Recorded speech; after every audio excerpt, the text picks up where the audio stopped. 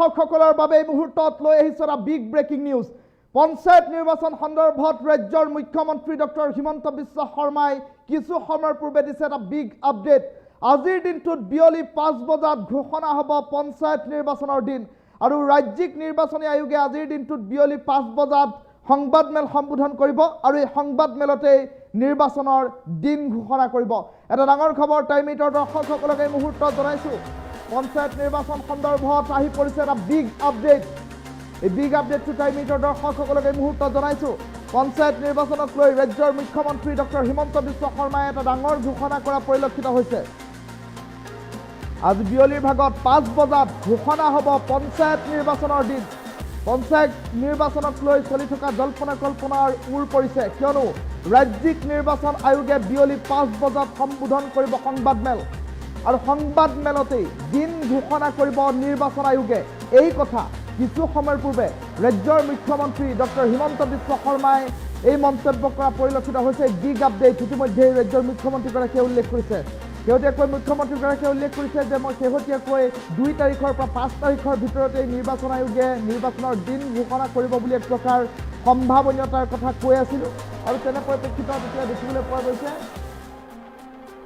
নিৰ্বাচন আয়োগে আজিৰ দিনটোত সংবাদমেল সম্বোধন কৰিছে আৰু এই সংবাদমেল সম্বোধন কৰাতেই বিয়লি 5 বজাত এই সংবাদমেলতেই নিৰ্বাচনী দিন, নিৰ্বাচনী অধিসূচনা আৰু নিৰ্বাচন সন্দৰ্ভত আন যিসমূহ তথ্য আছে সকলো তথ্য এই নিৰ্বাচন আয়োগৰ সংবাদমেলতেই উল্লেখ কৰিব বুলি উল্লেখ কৰিলে ৰাজ্যৰ মুখ্যমন্ত্ৰীগৰাকীয়ে। ৰাজ্যৰ মুখ্যমন্ত্ৰী ডক্টৰ হিমন্ত বিশ্ব শৰ্মাৰ এই সন্দৰ্ভত এটা গুৰুত্বপূৰ্ণ মন্তব্য আছে। মন্তব্যটো প্ৰথমে শুনাই লৈছোঁ। আজি নিৰ্বাচনী আয়োগে গধূলি 5 বজাত সাংবাদিক মেল পাতিছে, গতিকে সাংবাদিক মেলতে তেখেতসকলে দিন বাৰ ঘোষণা কৰিব।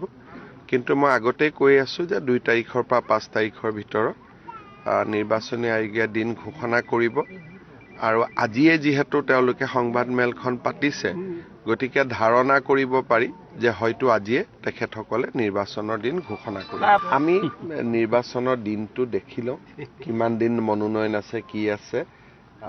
সাধাৰণতে ঘোষণা কৰাৰ আগলৈকে ইমান চিন্তা কৰা নাযায়। আজি দিনবাৰ চাই চিন্তা। আজি নিৰ্বাচনী আয়োগে গধূলি 5 বজাত সাংবাদিক মেল পাতিছে, গতিকে সাংবাদিক মেলতে তেখেতসকলে দিন বাৰ ঘোষণা কৰিব।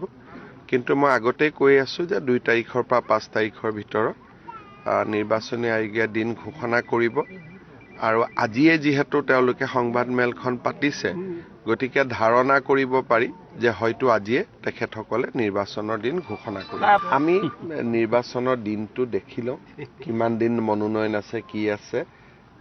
সাধাৰণতে ঘোষণা কৰাৰ আগলৈকে ইমান চিন্তা কৰা নাযায়। আজি দিনবাৰ চাই চিন্তা। আজি নিৰ্বাচনী আয়োগে গধূলি 5 বজাত সাংবাদিক মেল পাতিছে, গতিকে সাংবাদিক মেলতে তেখেতসকলে দিন বাৰ ঘোষণা কৰিব।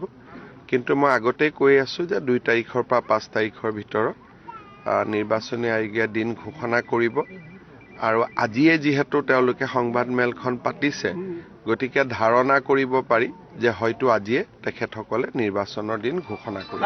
আমি নিৰ্বাচনৰ দিনটো দেখি লওঁ, কিমান দিন মনোনয়ন আছে, কি আছে। সাধাৰণতে ঘোষণা কৰাৰ আগলৈকে ইমান চিন্তা কৰা নাযায়। আজি দিনবাৰ চাই চিন্তা। আজি নিৰ্বাচনী আয়োগে গধূলি 5 বজাত সাংবাদিক মেল পাতিছে, গতিকে সাংবাদিক মেলতে তেখেতসকলে দিন বাৰ ঘোষণা কৰিব।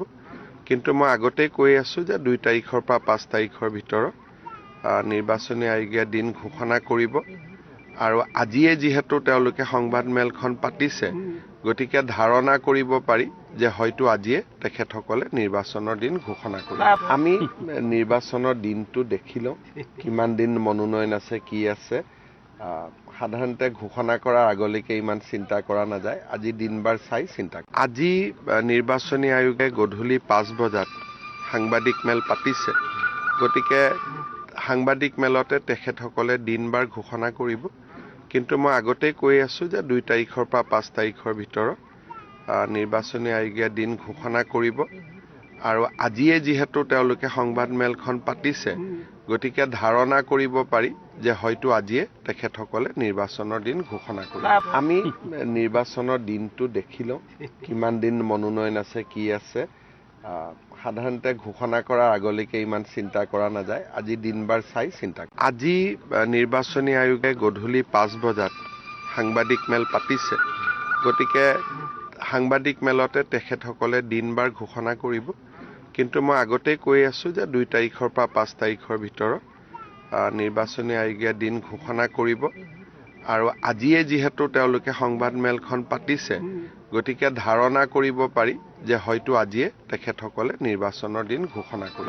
আমি নিৰ্বাচনৰ দিনটো দেখি লওঁ, কিমান দিন মনোনয়ন আছে, কি আছে।